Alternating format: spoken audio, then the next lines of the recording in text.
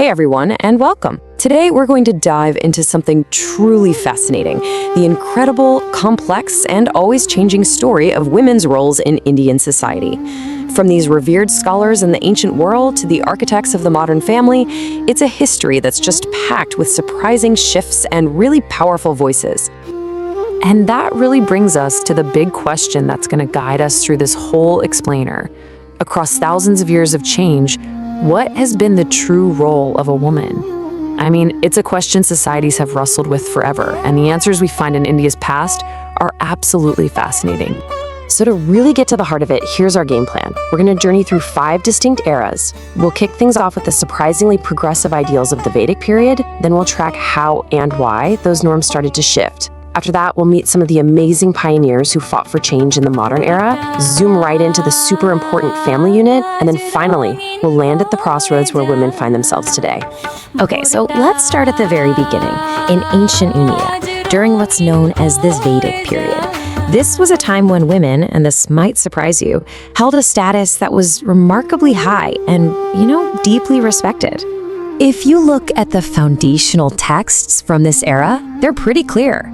Women were not seen as subordinate. Not at all. In fact, it was quite the opposite.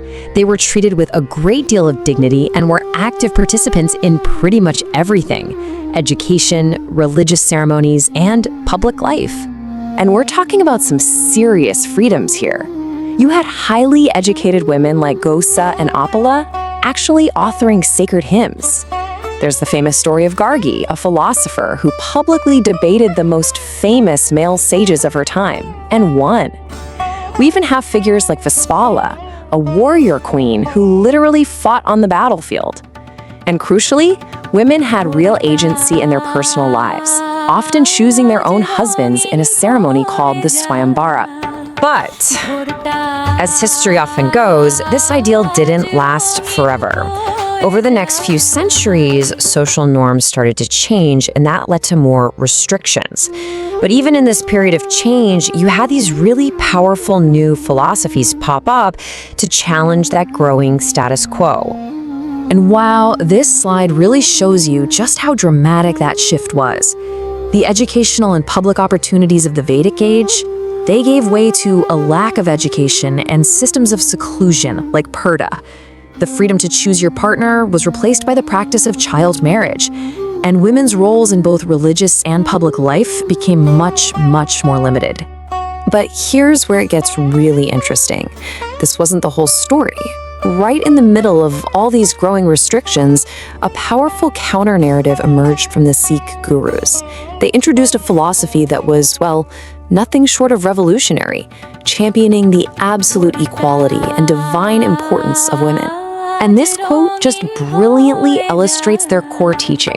This powerful verse from the Guru Granth Sahib, the holy scripture of Sikhism, asks this simple but incredibly profound question. It says, hey, if all of humanity, from the everyday person to the most powerful king, comes from a woman, how can she possibly be considered inferior? It frames her not as secondary, but as the very source of life itself. And look, these teachings weren't just some abstract philosophical ideas. They had real-world targets. The gurus directly condemned specific oppressive customs. They spoke out strongly against the horrific practice of sati, where a widow would immolate herself on her husband's funeral pyre. They rejected the dowry system, and at its very core, they challenged the entire concept that women were somehow inferior. This spirit of challenging the status quo carries us right into the modern era, where India's fight for independence became deeply intertwined with the fight for women's rights. This was a time of so many female trailblazers, but there's one figure in particular who really came to embody this powerful fusion. And that figure was Sarojini Naidu. She was a celebrated poet, known as the Nightingale of India, but she was also a brilliant political mind and a totally fearless freedom fighter. She became one of the most prominent voices for women's education, for political participation, for social justice, and she inspired countless others to join the cause. Her impact was just so profound that her birthday, February 13th, was chosen to be celebrated as National Women's Day in India. It's a day that doesn't just honor her incredible legacy, but also recognizes the vital contributions of all women to the nation's progress. Okay, so let's shift our focus a bit. We've looked at the grand sweep of history, but now let's zoom in to the very heart of society, the family. Because it's here that a woman's role is often at its most complex, its most demanding, and, well, its most vital. There's this really powerful metaphor that's often used in Bengali to describe a woman's role and the family. It's Murudando, which translates to the backbone. And it's a term that just perfectly captures this idea of her being the central pillar of support, of strength, and the structure that holds absolutely everything together. So what does being this backbone really entail? Well, it breaks down into 5 key interconnected roles. She's the protector, safeguarding the family's well-being. She's the economist, managing budgets and savings. The first teacher, passing down values and culture. The psychologist, navigating relationships and giving emotional support. And ultimately, she's the architect of the future, shaping the entire next generation. And all of that brings us right up to the present day. Modern women in India are standing at a real crossroads, navigating this world of amazing, unprecedented opportunities while still facing these persistent, deep-rooted challenges. And the central challenge for so many is what's known as the dual role.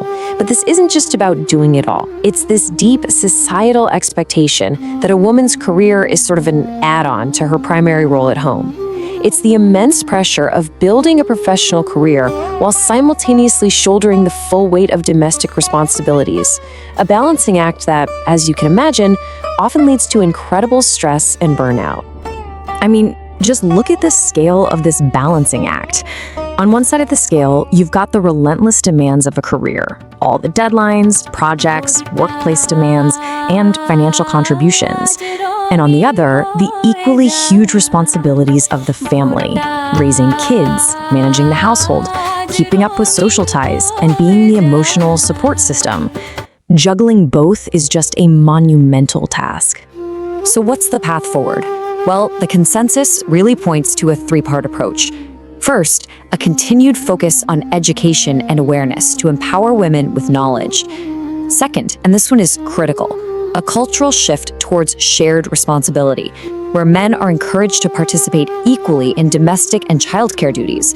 And third, providing real, robust mental health support to help women manage the intense pressures of this dual role. And so here we are, full circle, back to our central question, but now with a much richer perspective. From the sages of the Vedic age to the backbone of the modern family, from freedom fighters to today's leaders, the contributions of women have been absolutely foundational.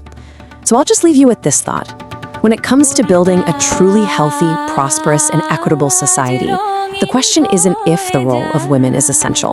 The real question is, how can we make sure that role is fully realized, respected, and supported?